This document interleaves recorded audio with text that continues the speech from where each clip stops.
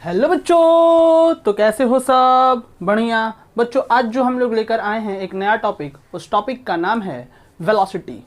बच्चों ये वेलोसिटी जो है हमारा आगे आने वाले नेक्स्ट टॉपिक एक्सीलरेशन में बहुत ज़्यादा मददगार होगा। तो ये टॉपिक बहुत ही ज़्यादा इंपॉर्टेंट है, तो कोशिश करेंगे बच्चों लास्ट तक देखें वीडियो को। आओ बातों को स्टार्ट करते हैं। मैं शिवानंद त्रिपाठी और आपका प्यारा सा channel make it concept classes. बच्चों velocity,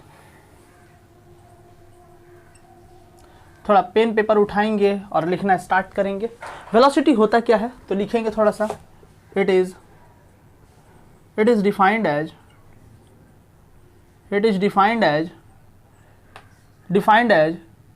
rate of change of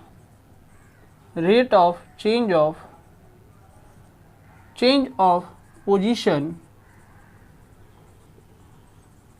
with respect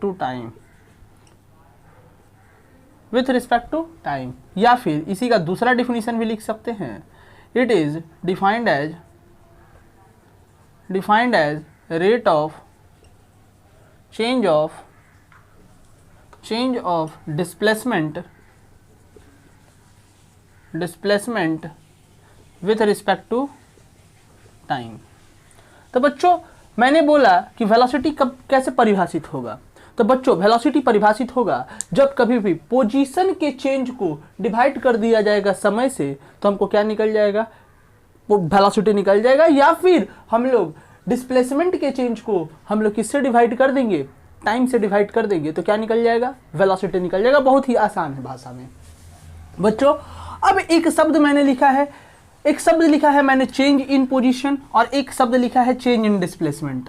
बच्चों चेंज इन पोजीशन और चेंज इन डिस्प्लेसमेंट को समझने से पहले एक बात हमको जानना पड़ेगा कि किसी भी समय पर एट एनी टाइम हमारा पोजीशन और हमारा जो डिस्प्लेसमेंट है वह अलग अलग हो सकता है। बट चेंज इन पोजीशन और चेंज इन डिस्प्लेसमेंट हमारा क्या होगा?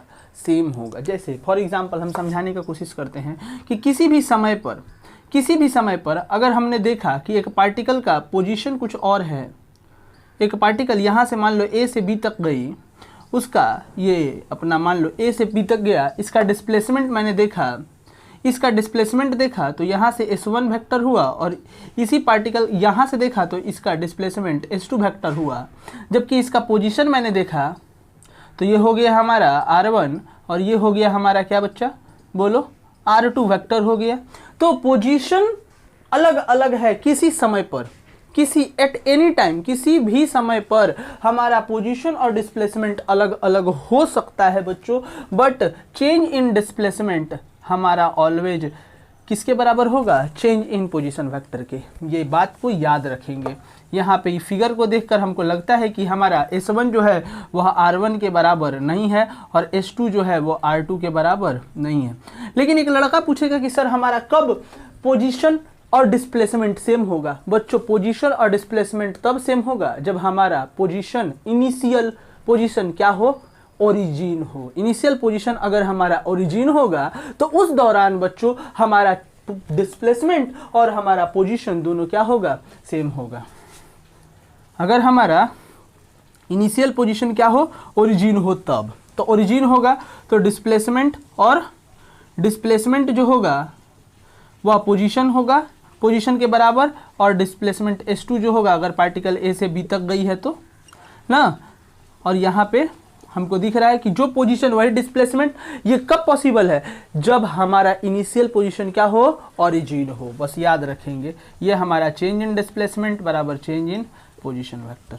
तो उस दौरान भी हमारा पोजीशन वेक्टर और हमारा जो डिस्प्लेसमेंट का चेंज है दोनों क्या रहेगा? समान बना रहेगा बच्चों। नेक्स्ट बात करते हैं।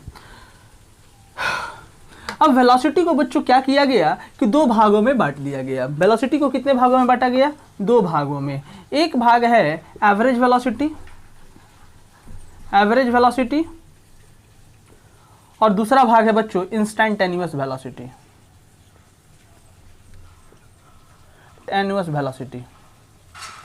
अब बच्चों हम लोग थोड़ा सा जानेंगे एवरेज वेलोसिटी क्या होता है। एवरेज वेलोसिटी को हम लोग बच्चों इस तरह से डिनोट करते हैं, दिखाते हैं, दर्शाते हैं। अब बच्चों एवरेज वेलोसिटी निकालेंगे कैसे? तो पोजीशन वेक्टर के चेंज को अगर हम टाइम के चेंज से क्या कर दें, भाग दे दें, तो क्या निकल जाएगा, एवरेज वेलोसिटी निकल जाएगा। या फिर हम लोग कह सकते हैं कि चेंज इन डिस्प्लेसमेंट को अगर हम लोग टाइम से भाग दे दें तो क्या निकल जाएगा, बिल्कुल सही बात है, एवरेज वेलोसिटी। अब लेकिन यहाँ पे अगर इंस्टेंटेनियस वेलोसिटी की बात की जाए तो इंस्टेंटेनियस वेलोसिटी में स्मॉल चेंज इन डिस्प्लेसमेंट को अगर स्मॉल चेंज इन टाइम से भाग दिया जाएगा तो क्या निकलेगा, वही चीज़ है जो स्पीड में हम लोग पढ़े हुए हैं, बिल्कुल बिल्कुल। तो small change in displacement upon small time से अगर भाग दे दिया जाएगा तो क्या निकल जाएगा, इंस्टेंटेनियस, या फिर स्मॉल चेंज इन पोजीशन और स्मॉल चेंज इन टाइम से अगर भाग दे दिया जाएगा तो क्या निकल जाएगा, वेलोसिटी, दोनों के केस में। बच्चों एक बात याद रखेंगे कि एवरेज वेलोसिटी हमारा always change in position vector या फिर चेंज इन डिस्प्लेसमेंट के अलोंग होता है, जबकि हमारा इंस्टेंटेनियस वेलोसिटी जो होता है उसकी दिशा हमेशा स्मॉल चेंज इन डिस्प्लेसमेंट के अलोंग होता है। अब जैसे ही स्मॉल चेंज इन डिस्प्लेसमेंट के अलोंग होगा बच्चों इंस्टेंटेनियस वेलोसिटी, तो याद रखेंगे एक बात कि सर हमारा जो एवरेज वेलोसिटी होगा कर्व पाथ पर, इंस्टेंटेनियस वेलोसिटी जो होगा कर्व पाथ पर हमेशा टेंजेंट टू द पाथ होगा। किसके अलोंग होगा, टेंजेंट टू द पाथ होगा। इसी बात पर एक क्वेश्चन आता है बच्चों, धड़ल्ले से पूछता है एग्जाम में, हर एक एग्जाम में पूछा है, बहुत धड़ल्ले से पूछा है। और कैसा एक क्वेश्चन पूछा है जरा देखते हैं कैसा क्वेश्चन पूछा है। एक क्वेश्चन पूछा था एग्जाम में कि ये मान लीजिए ये कर्व है जो ए से बी तक पार्टिकल जाती है, तो कहता क्या है कि इस कर्व के किस पॉइंट पर, ये मान लो हमारा सी पॉइंट होता और ये मान लो हमारा डी पॉइंट, हम दो ही पॉइंट लेते हैं, तो क्वेश्चन कहता है कि किस पॉइंट पर हमारा एवरेज वेलोसिटी और इंस्टेंटेनियस वेलोसिटी का दिशा समान होगा। अब जैसे ही ये बात बोला मैंने, तो इस फिगर से इस सॉल्यूशन को हम थोड़ा सा देखने का कोशिश करते हैं बच्चों। मैंने बोला कि एवरेज वेलोसिटी किसके अलोंग होता है, डिस्प्लेसमेंट के अलोंग होता है, चेंज इन डिस्प्लेसमेंट के अलोंग होता है। तो डिस्प्लेसमेंट के अलोंग, तो डिस्प्लेसमेंट यही हुआ, तो एवरेज वेलोसिटी भी तो यही होगा, बिल्कुल बात सही है ना। अब जब एवरेज वेलोसिटी होगा इंस्टेंटेनियस वेलोसिटी किसके अलोंग होता है, तो बोलेंगे कर्व के टेंजेंट टू द पाथ के अलोंग होता है। तो टेंजेंट टू द पाथ के अलोंग, तो क्या दोनों का दिशा सामान्य है, नहीं है, तो यहाँ पे ये कट्टी हो गया, मतलब सी ऑप्शन हमारा गया।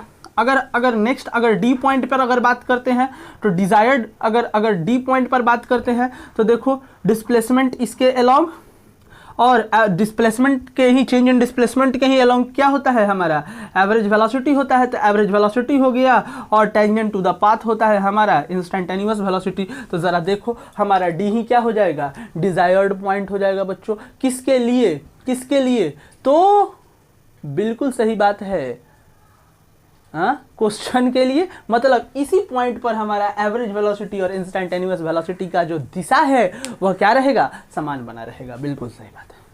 नेक्स्ट बात करते हैं बच्चों। नेक्स्ट बात है बच्चों कि हमारा जो मैग्नीट्यूड है इंस्टेंटेनियस वेलोसिटी का, थोड़ा सा लिखेंगे कि magnitude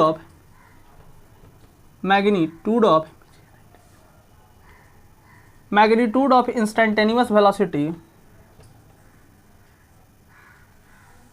velocity equals speed. Always बच्चों, ऑलवेज इंस्टेंटेनियस वेलोसिटी का जो मैग्नीट्यूड होता है वह ऑलवेज किसके बराबर होता है, स्पीड के बराबर होता है। But magnitude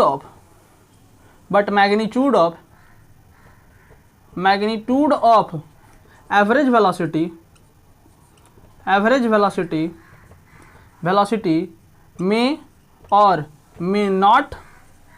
may or may not equals is average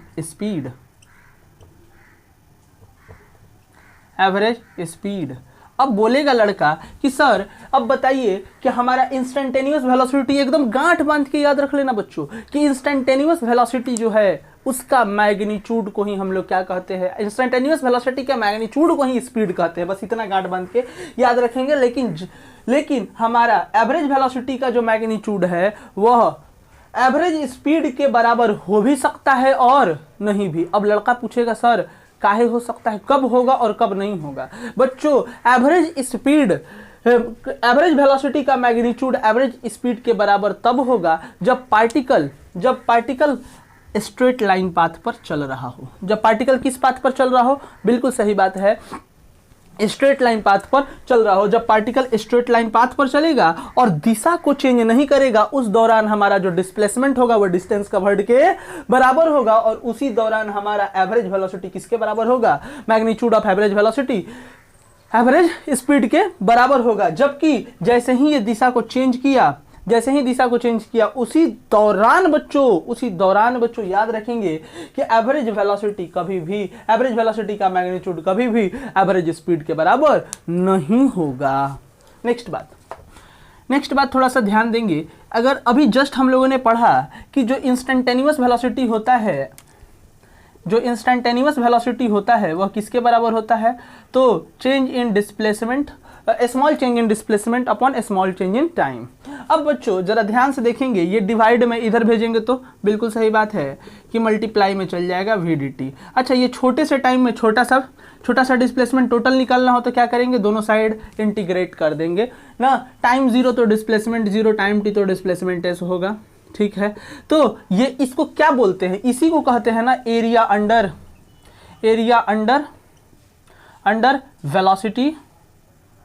velocity time graph. इसको क्या कहते हैं, area under velocity time graph. तो याद रखेंगे ये क्या है, हमारा area under velocity time graph है। एक बात याद रखेंगे बच्चों कि वेलोसिटी टाइम ग्राफ का जो एरिया है वो हमेशा क्या देता है, तो टोटल चेंज इन डिस्प्लेसमेंट देता है। क्या देता है, टोटल चेंज इन डिस्प्लेसमेंट देता है ना। जबकि हमारा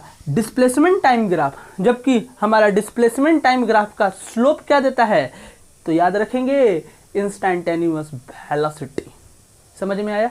तो बच्चों इसी बात पर हम लोग कल से बात को नेक्स्ट लेक्चर में स्टार्ट करेंगे, जिसमें हम लोग सीखेंगे डिस्प्लेसमेंट टाइम ग्राफ। तब तक के लिए बच्चों धन्यवाद।